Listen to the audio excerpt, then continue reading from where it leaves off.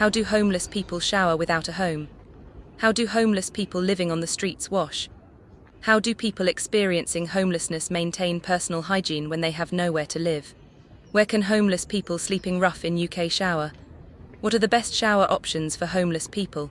What shower hacks do homeless people use to stay clean? I'm street homeless in London. I'm homeless for the third time in my life. I've written websites about where homeless people can get free meals and food, shower and do laundry in over 100 locations in UK. The link is on my pinned post. For those of you who have a home and are curious about how homeless people shower, I'm going to address misconceptions about homelessness and personal hygiene, and explain how homeless people really shower. For those of you who are newly homeless or facing homelessness in UK, I'm going to explain the shower options for homeless people sleeping rough, or who don't have access to washing facilities, such as squatters and people sleeping in a winter shelter, tent, car or van. I'm going to tell you about some homeless shower hacks to access showers without the queues of homeless day centres. YouTube is full of so-called homeless videos that bear absolutely no resemblance to the reality of homelessness, such as fake homeless YouTuber Homeless Kiwi in London, who I exposed in previous videos. For homeless people sleeping rough in London, showering takes up a large part of the day, leaving little time for anything else. But fake Homeless Kiwi in London doesn't mention showering at all, because he showers at home in his house in Burnley. He has the time to film and edit 300 videos in 6 months, because he doesn't spend any time on surviving on the streets. Oh, then there's his clickbait fantasy story of showering with a hosepipe at the back of a shop, and getting his clothes and shoes soaked, and that he was dry in 2 hours. Obviously, we don't shower with a hosepipe, and we don't shower with our clothes and shoes on. You can't even get to the back of shops in London because there is no access. Clearly, he fabricated the whole story. It never happened. Homeless Kiwi in London is always clean, and his hair is always conditioned because he showers at home. But he claimed he couldn't remember when he last washed his hair, and that he doesn't shower often. In a comment, a viewer said, "Your hair is conditioned. Something tells me you are not living rough." Homeless Kiwi in London replied, "Okay, now I'm intrigued and confused. Let's break down the hair-conditioned bit first. And I'll just add here that the last time I used conditioner, or shampoo for that matter, I can't remember. However, I did enjoy a very nice hot shower on Wednesday last week, so about 9 days ago. Tell me why you assume this.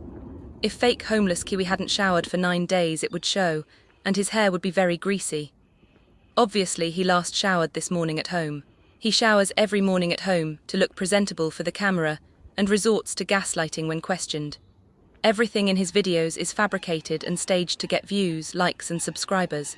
To get monetized and scam donations on GoFundMe, PayPal, Patreon and Buy Me a Coffee by lying he's street homeless, when he lives in his house. Many viewers have fallen for his lies hook, line and sinker. They're gullible and lack critical thinking skills. They accept what Homeless Kiwi in London tells them at face value without questioning, analysing, or evaluating its validity. Fake Homeless Kiwi in London's clickbait fantasies of homelessness made him go viral. But he's not homeless, let alone sleeping rough. He lives in his house and showers at home. His videos are causing the homeless community a lot of harm, because they portray a fabricated version of homelessness that bears absolutely no resemblance to reality. I'm here to show you how homeless people sleeping rough really stay clean. No fantasy portrayals of homelessness, no sugarcoating, just the truth. Portrayals of homeless people sleeping rough as dirty bear no resemblance to reality. We're clean, well-groomed and well-dressed. YouTube is full of videos of unwashed beggars who have a home and are begging for money for crack, labelled as homeless on the titles, descriptions and hashtags. These YouTube channels are very harmful for the homeless community because they cause the public to believe that homeless people don't wash, that we're dirty, ungroomed and wear filthy clothes, that rough sleepers can't possibly be homeless on the streets because we're clean, well-groomed and well-dressed. These YouTubers filming beggars who have a home are monetizing their channels by inciting hatred of real homeless people. I've said it in previous videos and I'll repeat it again. Homeless people in UK don't beg, and beggars are not homeless, let alone sleeping rough. Beggars who sit outside supermarkets and stations and next to cash points have a home and are begging for money for crack. They're dirty, scruffy, ungroomed and their clothes are dirty. But the reason has absolutely nothing to do with homelessness because they're not homeless, let alone sleeping rough. They have a home and a bathroom at home, but don't use it because they prioritize drug use over personal hygiene. Homeless people in UK who sleep rough are clean, well-groomed and well-dressed. We look the same as everybody else.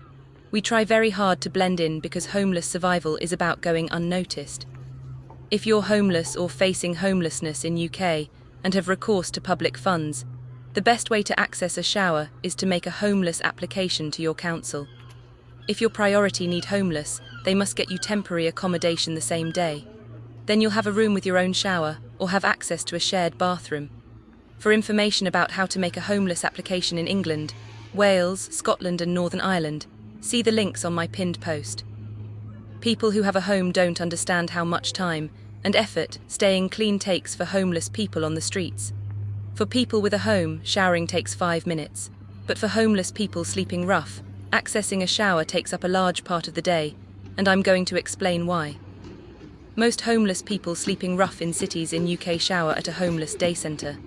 In large cities, there are several homeless day centres with a shower. Some towns have a homeless day centre with a shower, but not all towns have a homeless day centre.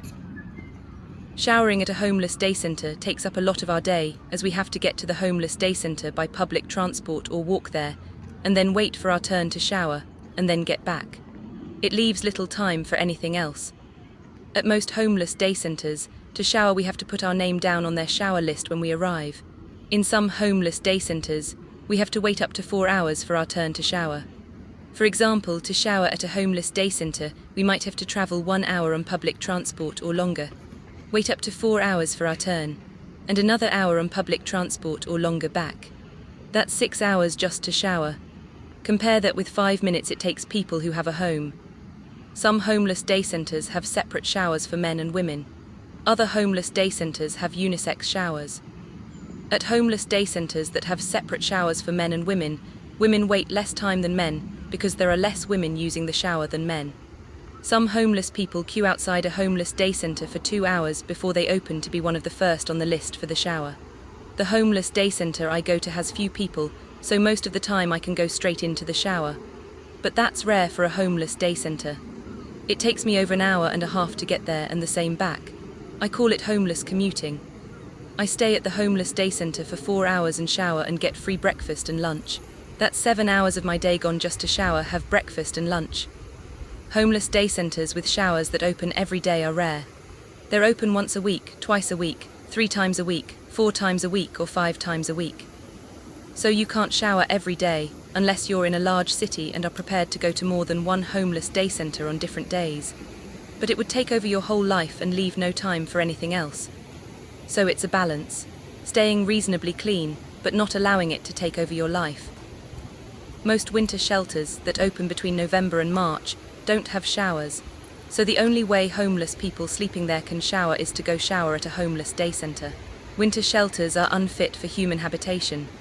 They have 30 homeless people sleeping in a church hall on the floor, on mattresses on the floor or on camp beds, in a different church hall every night of the week, and they kick them out every morning from 7 a.m. until 8 p.m. The only winter shelters that have showers are a few that double up as a homeless drop-in during the day once a week or whatever. Homeless people who have a job are unable to shower at homeless day centres because they're only open when they're at work. They get a £20 gym membership to shower at the gym before they go to work.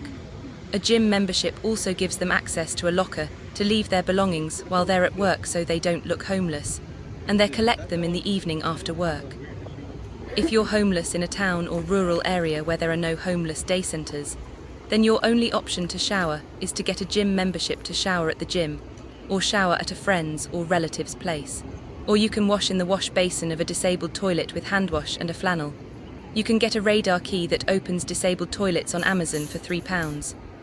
Dry yourself with paper towels or use the hand dryer. If you don't have shampoo to wash your hair, use hand wash. You can dry your hair by bending under the hand dryer. It's a homeless blow dry. If you're homeless in a rural area, in summer you can shower by buying a camping shower on Amazon and hanging it on a tree in the forest. Or you can wash in a stream or in the sea. Let's look at some homeless shower hacks. If you have a health condition, you can get exercise on prescription. A free 3-month gym membership from your GP paid by the NHS. Then you have access to the showers for free, and can avoid the long wait of homeless day centres. Some councils offer free swimming to certain groups, such as over 60s or disabled people, which gives you free access to the showers. If you're over 60 or disabled and have recourse to public funds, you should make a homeless application to your council, because your priority need homeless, and they must get you temporary accommodation the same day. Then you'll have your own bathroom or access to a shared bathroom.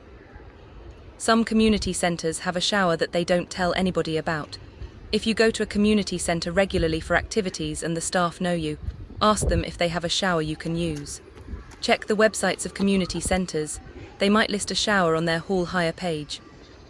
Google community centre shower plus your location and you might find something that indicates a community centre has a shower, such as a planning application for a shower. Another homeless shower hack is to get a free gym day pass to use the shower as a one-off. Last summer, I showered in disabled toilets that have a shower, but I'm not saying more about that, so don't ask. A homeless hack stops being a hack when too many people know about it. If you're homeless or facing homelessness in UK, I have lists of where to get free meals and food, where to shower, do laundry in 100 locations in UK. Also, how to get temporary accommodation from your council and rehoused in England, Wales, Scotland and Northern Ireland. I also wrote homeless survival guides for UK, US and an international version for those of you elsewhere.